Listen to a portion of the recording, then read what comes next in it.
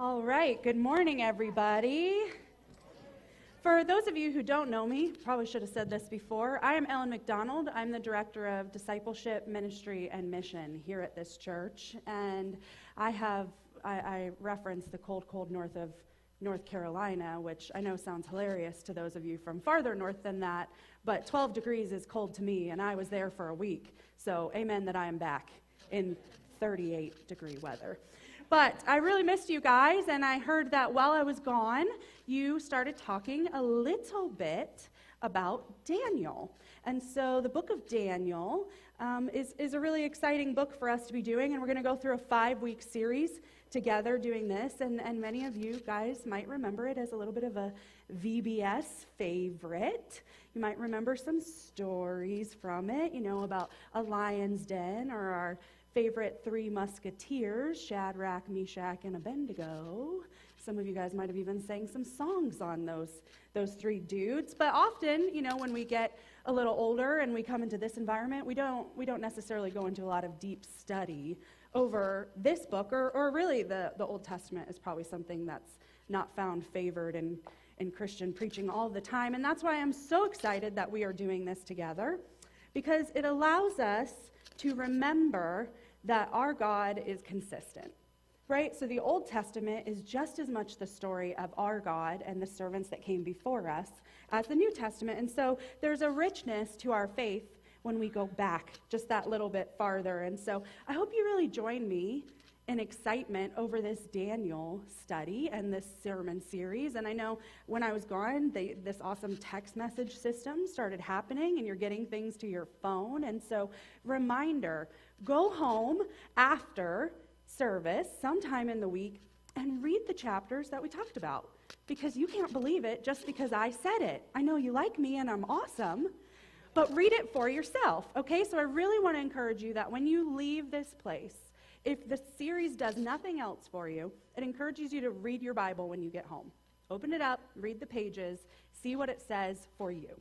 I really think you're going to get a lot out of it if you do that. One thing I just wanted to bring up, you'll notice in your bulletin and as we go through the slides, that you might see a new version of the Bible that we've not had in this service before. It's called the NRSV, which is just New Revised Standard Version. And I think it's fun to introduce different versions of the Bible, right? I know you guys see the NIV a lot, and Steve really loves the Message, and so that gives you one idea. NRSV, if it's a continuum between readability and hyper accurate to the original language, NRSV is kind of a little bit over here.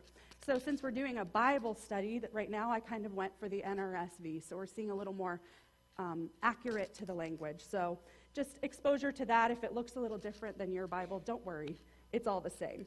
So let's jump into Daniel together. The first thing to really know about this book that I was really excited I got to even school Pastor Brent on is that it's partially written in Aramaic, meaning the language that was used when the Israelites were under Persian rule, and then partially written in Hebrew, which you would recognize from most of the rest of the Old Testament. And that kind of had a revival in the language in the 2nd century. And all of that sounds a little boring, but it's important, because here's what you need to know. You need to know that this is not a continuous story. It's not like this thing happened, then this thing happened, then this thing happened. But it is a continuous truth about God. So all of these things happened at all of these different times, and because of that, God is real. Yeah. The next thing you really need to know is that this book is apocalyptic, which does not, according to pop culture, actually mean this.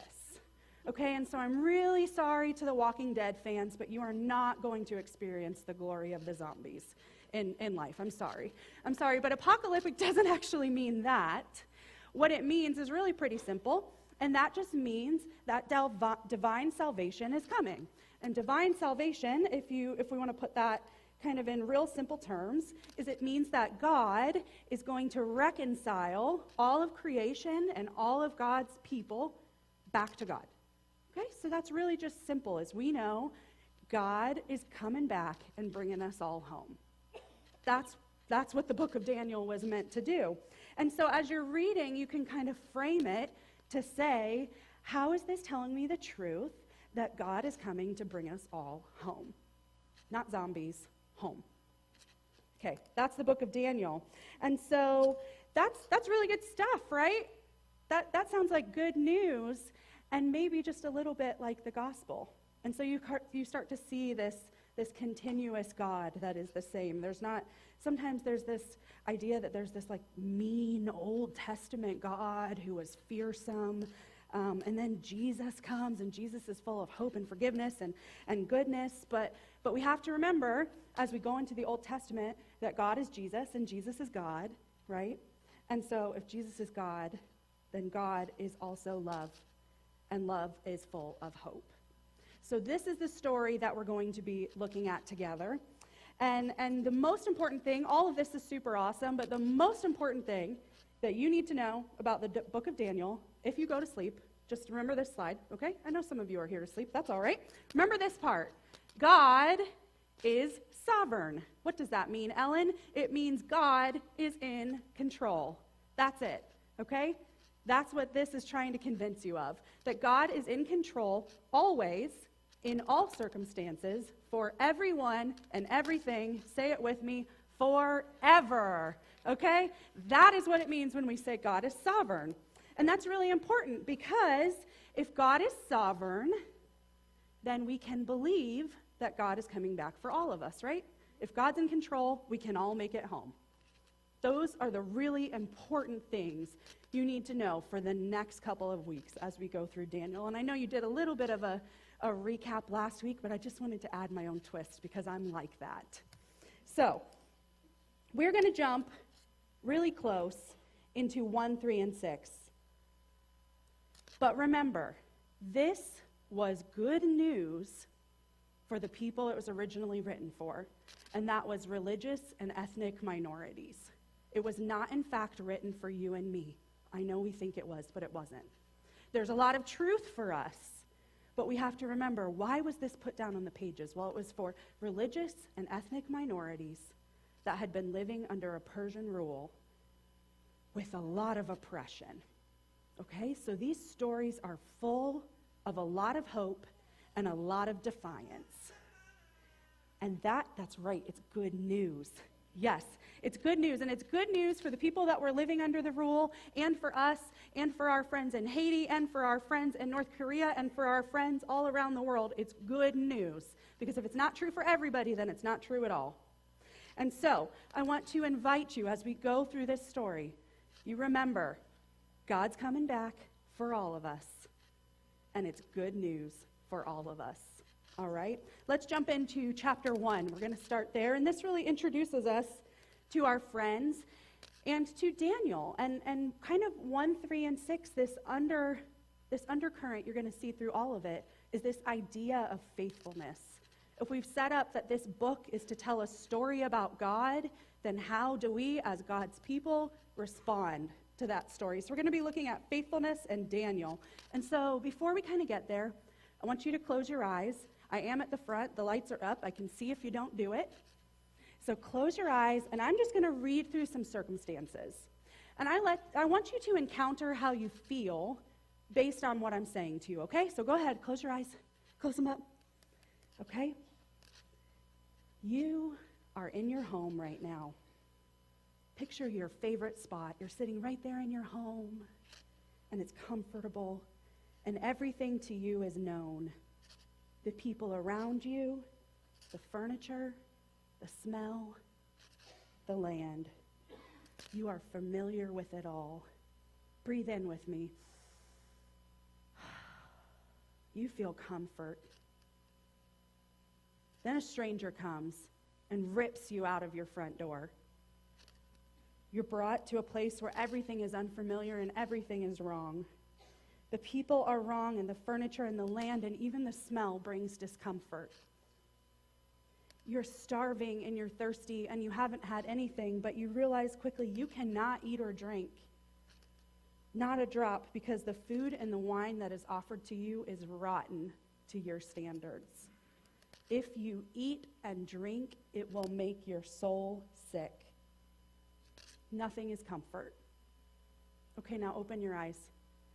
That you're feeling inside of you right now, that is where the book of Daniel begins. Okay, so I want you to realize this is what Daniel and his friends were feeling in that moment.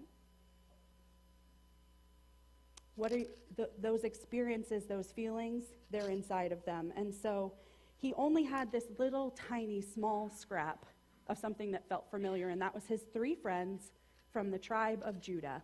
And I want you to know for the rest of the sermon, when I say Judah or I say Israel, same thing, God of them both. So Daniel is a really young man, and he's in this very unfamiliar place with only his 3 friends, and they've been stripped of all dignities, including their very own names.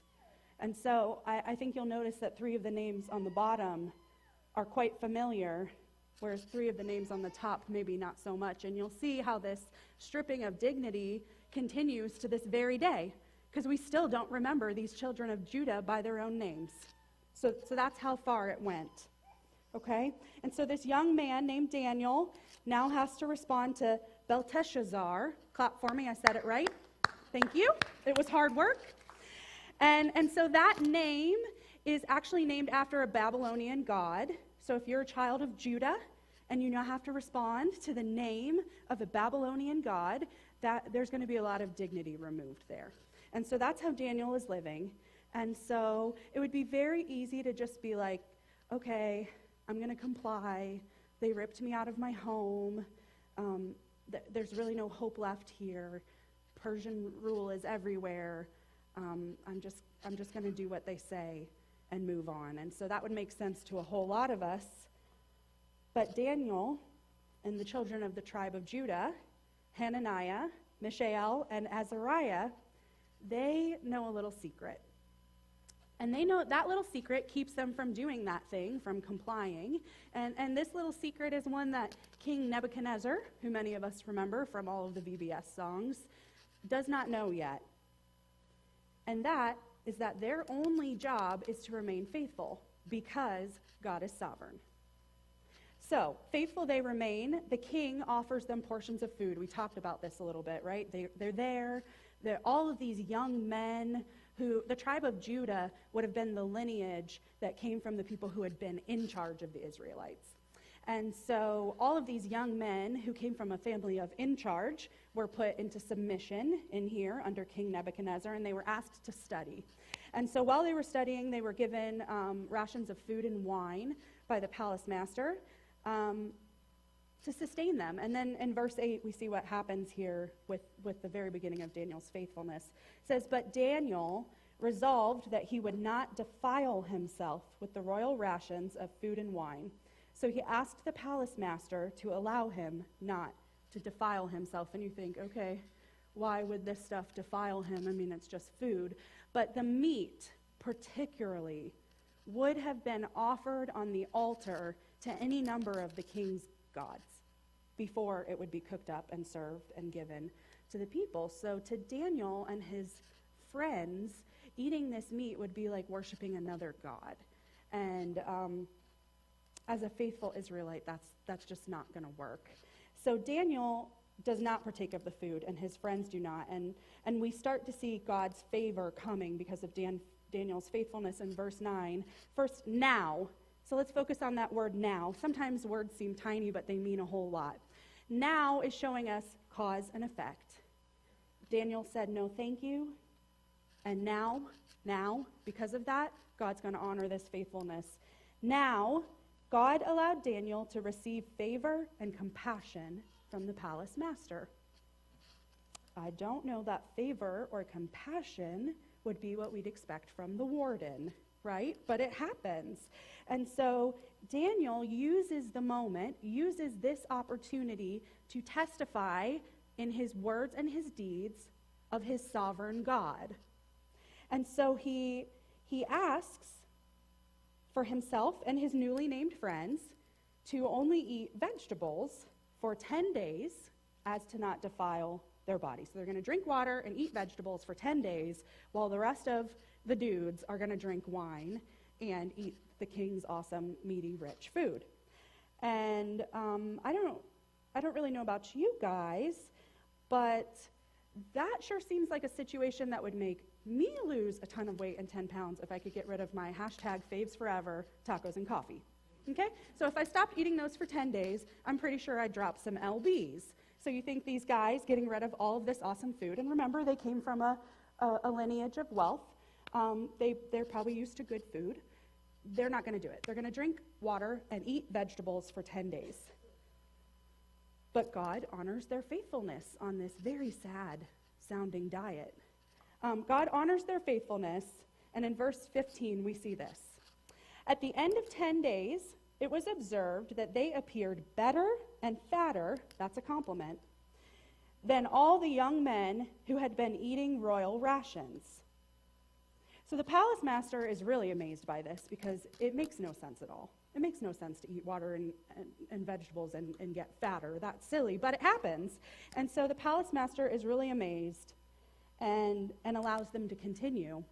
And this act of faithfulness continues on in everything they do, in their studies, in their health, in all they do. They really find themselves blessed. And they finally get to the point after all this time where they meet the king. And then in verse 20, we see what happens. It says, in every matter of wisdom and understanding, concerning which the king inquired of them, he found them 10 times better than all the magicians and enchanters in his whole kingdom. Notice the tens. There's a point being made there. Their physical outward submission brings a witness to the highest office of the land. When we, the children of the God, not a God, the God, remain faithful, the sovereignty of God is testified to a watching world. This is our intro to Daniel, chapter 1. We've got these guys, and they are testifying of the sovereignty of God in all manners of their body, not simply their words. Let's continue this theme. I mean, we could stay right here. It's a really good one, but we're going to go on to chapter 3 and meet our three musketeers, who everybody remembers, right? But I'm going to say their real names again and again and again, because we remember that is their identity, children of Judah. Not these people stripped of dignity and given Babylonian names. So Hananiah, Mishael, and Azariah, they are who turns into Shadrach, Meshach, and Abednego. And so after being given these names, they are living through this time for a little while. And, you know, in chapter 2, you're going to learn a little bit more about King Nebuchadnezzar, and you might see he's a bit of a flip-flopper. Okay, so in chapter 2, he's amazed by something and says, you know, the God of Daniel is the one true God. But we're in chapter 3, and it's time for some idol worship again. So, you know, that's just how it is. But what I want you to see in that is it's not just somebody who can't make up their mind. It's that, in fact, in that time period, it was a very common practice to have tons of gods. Like, that was normal. And interestingly, Jewish people were seen as atheists then, because they refused to worship anybody but one God.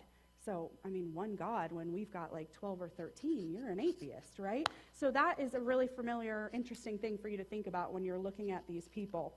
And so it's this well-known practice that it's time to worship a bunch of different gods. And so the king makes a decree, builds a big golden statue, 60 cubits by 60 cubits, which is just their version of measurement to let you know, super big. Big gold statue. And the king makes a decree in verse 6 and tells us this: whoever does not fall down and worship shall immediately be thrown into a furnace of blazing fire. To no surprise, as human nature often does, we fall into jealousy and maliciousness and ethnic prejudice. And so that rises up and shows its ugly, ugly face. And people come forward and tattletale, basically, on our three musketeers. And they tell the king that they are refusing to worship this golden god that has been made. And spoiler alert, the king is not so happy. Okay? The king is really, really mad. And in fact, my Bible says, in furious rage. So in furious rage, he calls them forward and says, face me.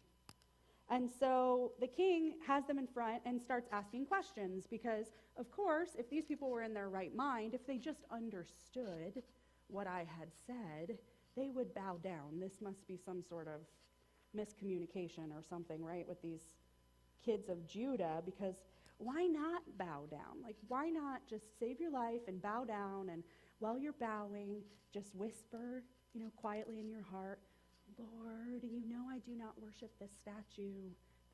I'm not worshiping, I'm just bowing. Surely God would understand, right? God would understand trying to save your life. And so it's what's in the heart that matters, right? We say that a lot. Who would put themselves in physical danger for their God? That sounds a little silly to somebody like the king. But here's the lesson for us, guys. It sounds really nice to say what's in the heart matters. But truly, our life is a testimony. It's a testimony of what we believe about the Lord, and we live that way because of what we believe. And the actions of our bodies and our words from our mouth tell the deep down truth about what we believe of the Lord.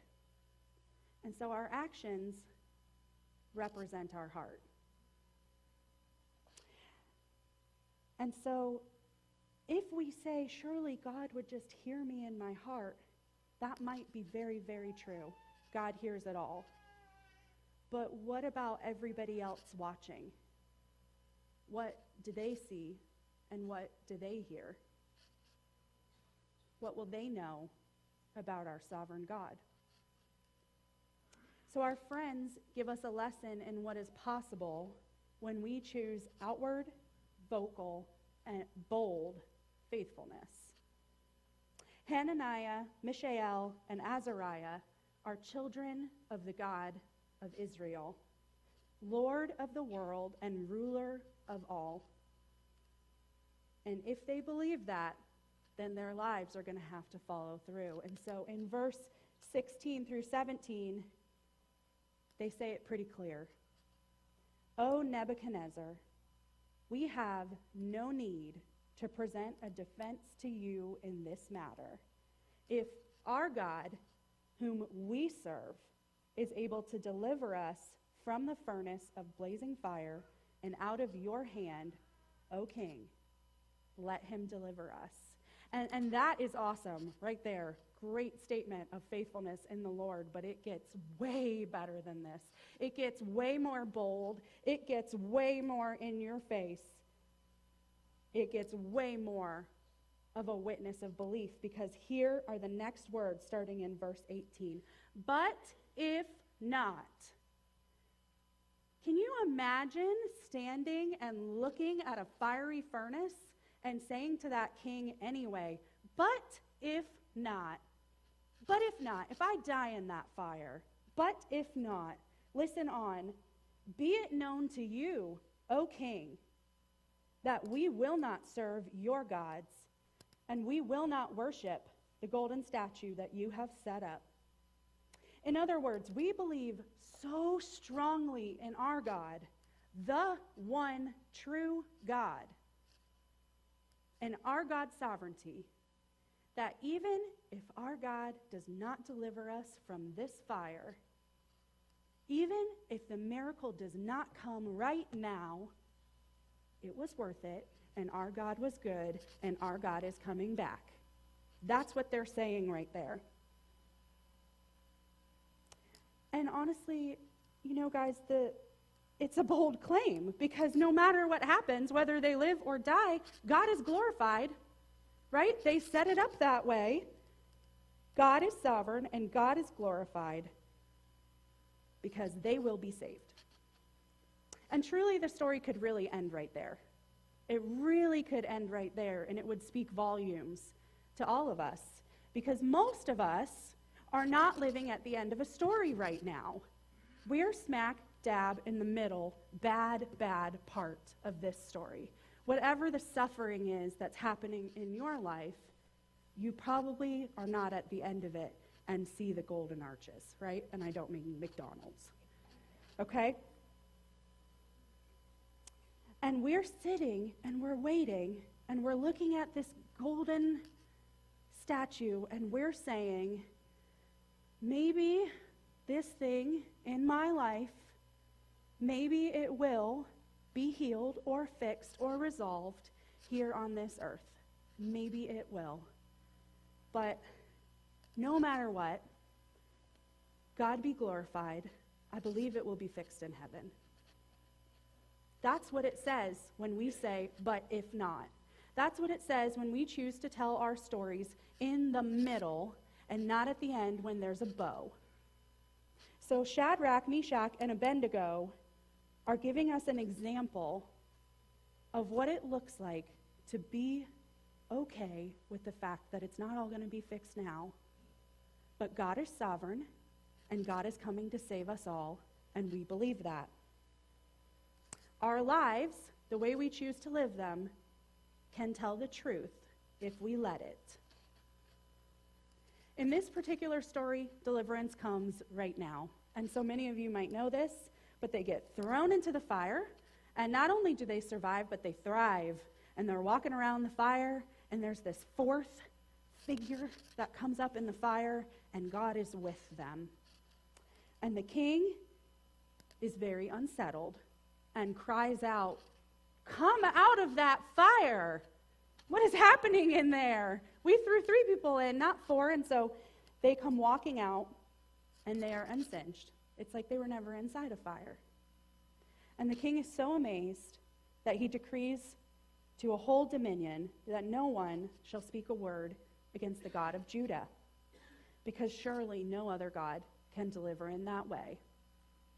Whether we are saved or not, God be glorified. And a whole nation found out about that. So let's move on to chapter 6, to our friend Daniel again. He's about to encounter an equally challenging, very physical problem. But you will see Daniel faces this in a totally different witness than the other 3. Daniel continues to do well in the government since the last time we saw him. He's kind of raised up and been beloved. But then this new dude, King Darius, comes and conquers the nation and also loves Daniel. So Darius sets up 3 presidents to govern the whole nation and loves Daniel so very much. He says, "Daniel, I'm going to put you at the top. You're going to be the president of it all." And so the king makes this decree, but all of these other people that have been working with Daniel all the time, they're like, no. This is an exile from Judah. He's very strange. He's an atheist. I mean, come on. No, this is not going to do. We're not going to have it. So they conspire against him. And unfortunately for them, as they start conspiring against him, they see what the king saw, which is that he has an excellent spirit. And so after trying, what they figure out is, gosh, there's nothing to tattletale about this time. And so instead, they think, let's poke at the thing we all think is weird, Daniel's God. Let's poke at that. And so they go to the king, and in verse 6, they say, "Oh, King Darius, live forever." And we're all like, simmer down. That's a lot of sucking up. Okay? But that's where they start.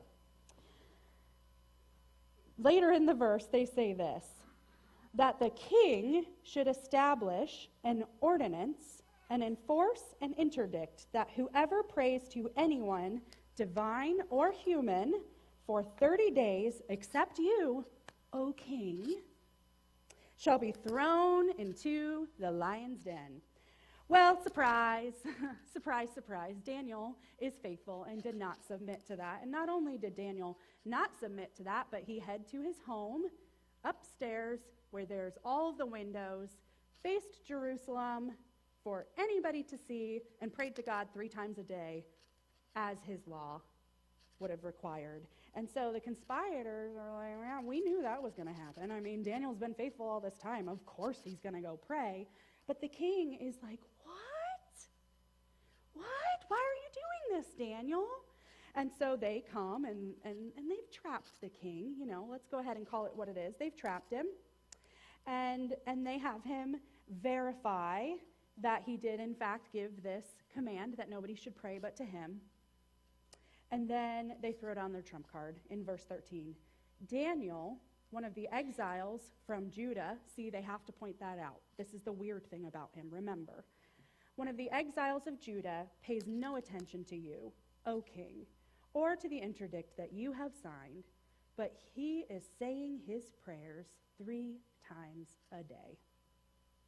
Before we talk about the rest of the story, I want you to feel a little compassion for the king, because it could feel like, oh, he could have done whatever he wanted. He's king. Not quite. He conquered this kingdom like yesterday.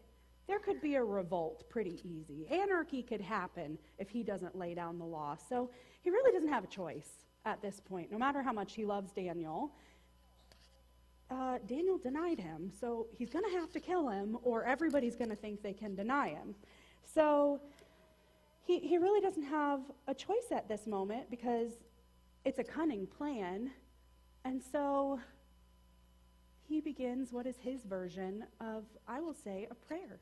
He says the only thing, he doesn't know the God of Israel quite yet, and so he can say the only thing that he knows, which is, I'm going to have to throw Daniel in the lion's den.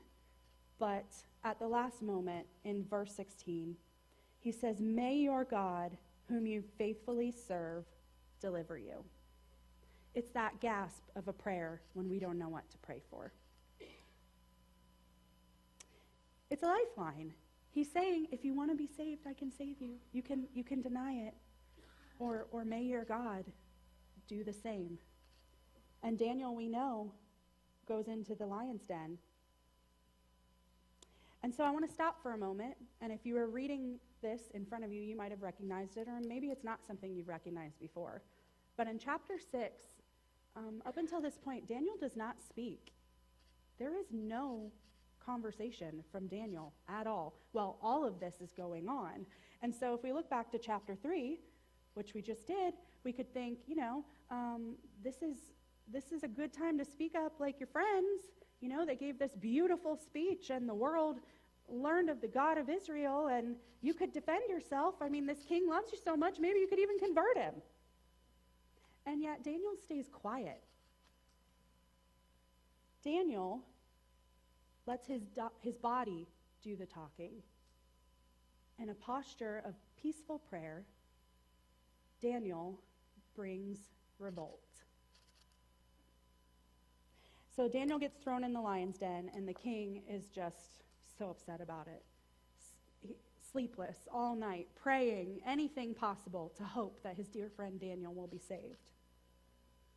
And then morning breaks, and he goes running for the den. Can you imagine a king running, like to care enough about someone else? But goes running for the den, and in verse 20 we get this. "O Daniel, servant of the living God, has your God, whom you faithfully serve, been able to deliver you from the lions?"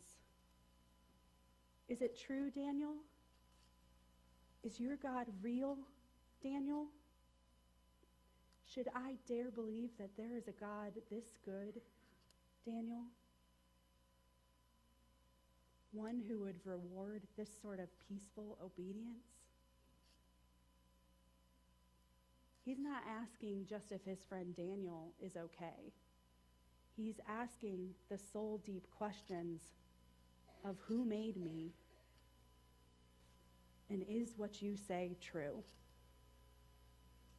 And then comes Daniel's one and only line of the entire chapter. In verse 22, "My God sent his angel and shut the lion's mouth so that they would not hurt me, because I was found blameless before him. And also before you, O king, I have done no wrong." And the king is elated, and it's not just because his friend is okay.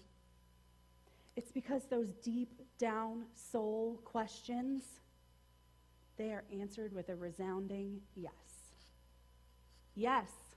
Yes, Darius, God is real. And yes, God is good. And yes, God rewards the faithful. Yes, yes, yes, Darius.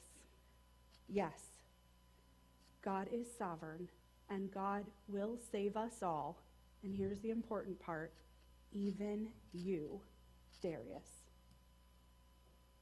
Darius is so touched and thoroughly convinced of this God that he offers a decree to all of his dominion, which is pretty big at this point, that the people should tremble and fear before the God of Daniel. And I invite you to read with me verse 26 and 27. It's the one that's in your bulletin. For he is the living God, enduring forever. His kingdom shall never be destroyed, and his dominion has no end. He delivers and rescues. He works signs and wonders in heaven and on earth. For he has saved Daniel from the power of the lions. The faithfulness of Daniel brings an undeniable, physical, tangible witness of the glory of God to King Darius. Through word and through deed and through silence and through submission, we have seen the children of Judah remain faithful to the God of Israel, testifying that their God is in control and their God is coming back to bring us all home. For truly, God is good. Through submission in word and deed and silence and prayer, can you even imagine what God has in store for the lives in this room? For each of us, it will look different, just like Daniel in his prayer, and Hananiah and Mishael and Azariah in their boldness. But truly, whatever it is, it will be good. Because God is love, and love brings hope, and hope is always, always, always good. So I invite you, as we go into this time of prayer, into this time of offering, to really seek the Lord. Not in what is that person over there doing, God, and how can I replicate it, but instead in what do you have for me, God? Will it be denial of something that seems wrong? Will it be prayer to everything that seems right? Will it be physical, tangible witness to a world that is waiting? All of those are the right answer. And all of you are the people to do it. So please come forward in prayer and submission to a God who is good. Seek and find that goodness today. Come forward.